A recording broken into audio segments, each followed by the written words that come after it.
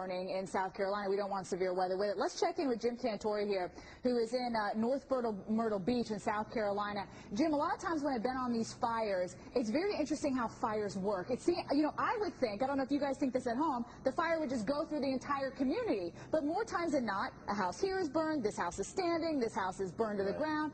Are we seeing the same thing here in South Carolina tonight?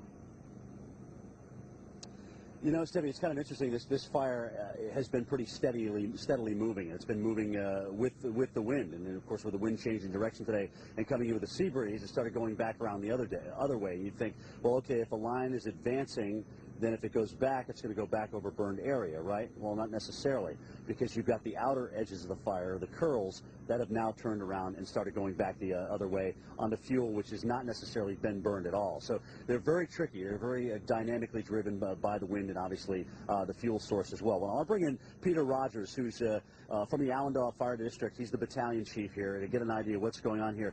Peter, give us the latest on this fire here. First of all, we go back to yesterday. We get the call. We've got one main area, which actually has spread into two. So you've got a fire here in North Myrtle Beach and obviously the big one in Horry County. Right. We've got a huge fire right now. It's estimated at 19,600 acres. South Carolina State Forestry issued that number late this afternoon.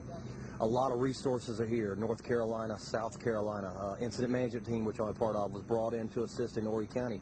A lot of these firefighters have been working over 24 hours to contain these fires. Their number one concern is the safety, not just only for themselves, but for the residents of Horry County and all those that may be visiting. All right, North Myrtle Beach fire. How is that fire doing? That fire right now, they've got 85% containment on it, but unfortunately 69 homes were destroyed.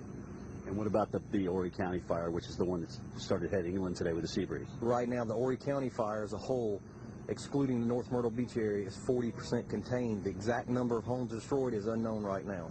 And the Black Hawk aircraft that helped today, are they grounded tonight essentially because of the dark? Right. Right now, for safety precautions, all aircraft will be grounded overnight. Come first thing in the morning, they'll be hitting the air again. And biggest concern here with this fire? The biggest concern right now is safety. Residents. A fire pops up overnight, that breeze comes in, it flares up, it slowly moves towards the residents. Before you know it, plants, bushes, trees ignite, they catch a house on fire, a resident may be in the bed at that time. That's the number one concern. Residents need to be aware of what's going on. And if they see something they take concern with, call 911. Yeah, definitely. If you see any fireworks spark up. Thank you, Peter. We appreciate that. So, Steph, there you go. Almost 20,000 acres now with this one.